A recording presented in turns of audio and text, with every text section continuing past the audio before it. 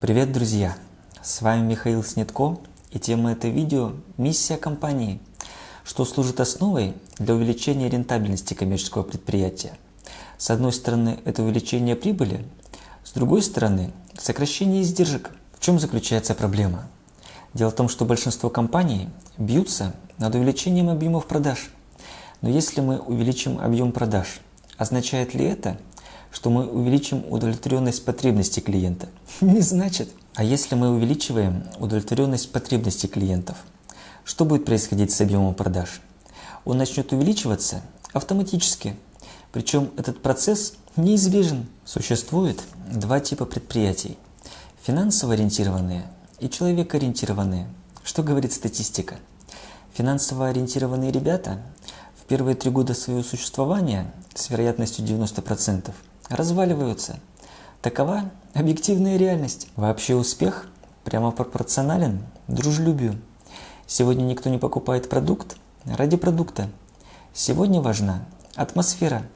Клиент готов платить, причем хорошие деньги, за то, чтобы получить лучшую атмосферу. В любой продаже всегда присутствует забота о клиенте. Если такой заботы нет, то это не продажи, а форма мошенничества. Продажи – это не держать клиента за идиота и не эксплуатация его невежества. Продажи – это намерение решить проблему клиента наилучшим образом, дать человеку максимальную ценность. Поэтому продажа всегда призвана удовлетворить потребность клиента, исполнить миссию заботы о нем. Часто предприниматели, выстраивая бизнес, шарахаются от продаж, как черт от ладана. Бытует такое мнение, что продавец – это профессия недостойная. Существует такой стереотип, что продажник – это пушечное мясо, ничтожество, которое из себя ничего не представляет. На самом же деле все наоборот. Ничтожество как раз те, кто так думают. А самое святое, что может быть в бизнесе – это продавцы. Профессия продавца – это самое лучшее начало карьеры. Если человек намерен чего-то в этой жизни добиться, то быть продавцом – это неизбежный и самый правильный путь. Как мыслит основатель бизнеса? Он мыслит конечным результатом, а именно перечислением денег на расчетный счет. Он мыслит так: если текущие действия к деньгам не ведут, значит эти действия не нужны. Продавец вырастет только тогда, когда он начнет влиять на деньги. При помощи какого мышления такое влияние происходит? Когда он начинает мыслить попытками. Например, чтобы привести 5 клиентов, необходимо сделать 300 звонков. Но часто при организации отдела продаж возникает соблазн начать регламентами злоупотреблять. Как это происходит? Когда у активного инициативного ропа появляется латентное желание начать отдел продаж нагибать. Когда руководитель пытается регламентами компенсировать собственную профнепригодность, и все начинают строчить скрипты продаж, книгу продаж, стихи продаж, песню продаж и так далее. Это все выглядит жутко умно, но есть нюанс. В 99% случаях это не нужно. Но это не означает, что не надо регламентировать. Дело в том, что есть то, как видит ситуацию полководец, и то, как ее видит солдат. Поэтому крайне важно, чтобы полководец и солдат друг друга понимали. Потому что если солдат не понимает, почему мы сейчас работаем с этим сегментом, зачем в CRM необходимо заполнять поля, то армия просто разрушится. Внедряемые процедуры и регламенты – это не узурпаторство. Это то, что ведет к общему благу. Что является миссией в продажах? Это забота о клиенте. Проблема многих людей, которые приходят в продажи, заключается в заблуждении, что они идут зарабатывать деньги. Нет такой миссии деньги зарабатывать. Ее просто быть не может. Существует такая ловушка под названием политика компании. Но для продавца существует только одна политика – это доставить клиенту удовольствие. Фактически миссия компании заключается в том, чтобы при помощи продаж решать не свои проблемы, а проблемы клиентов. Для чего нужен продавец? Для решения проблем клиентов. Почему?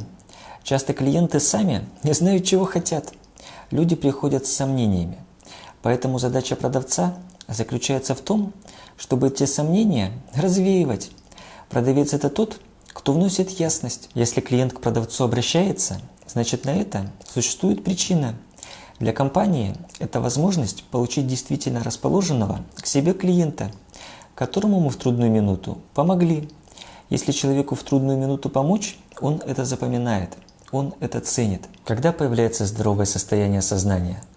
Когда человек занимается любимым делом. В торговле, как в любой системе прямых отношений, система взаимоотношений должна нравиться.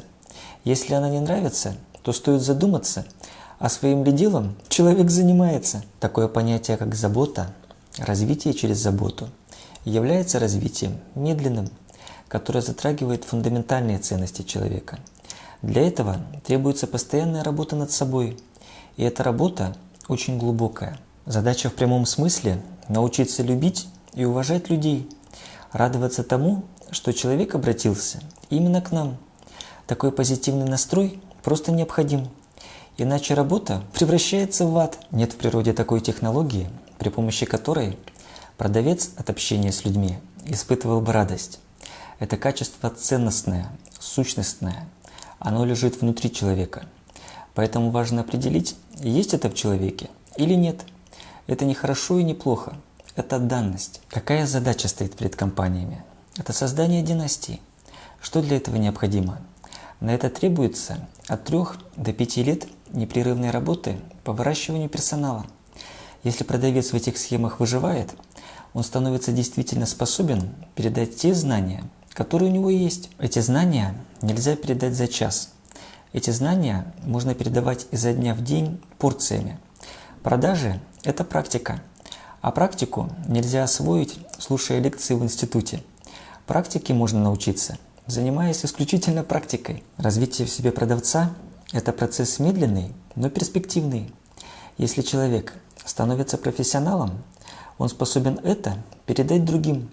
Передаются не техники продаж, передается настроение продаж, любовь и уважение к людям, правильное восприятие человека человеком. Что такое техники продаж? Это современный психологический бред. Почему? Никаких техник продаж нет. А что есть? Есть профессионализм, либо отсутствие профессионализма. Внутреннее состояние всегда первично, а все остальное наносное.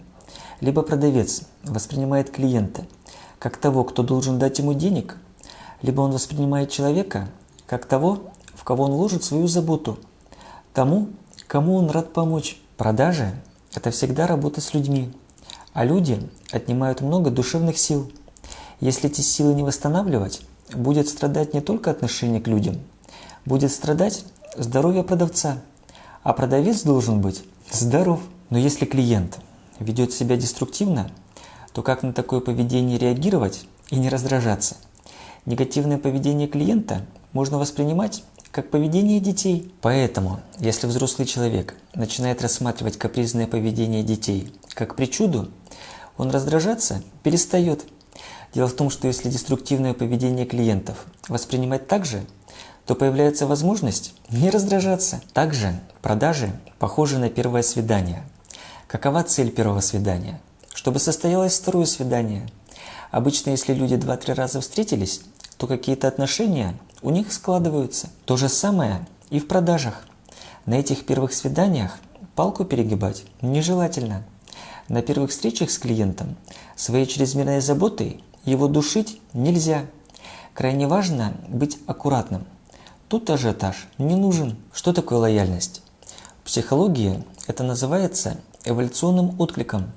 На бытовом языке это любовь к незнакомому человеку, когда мы желаем человеку добра и искренне хотим ему помочь.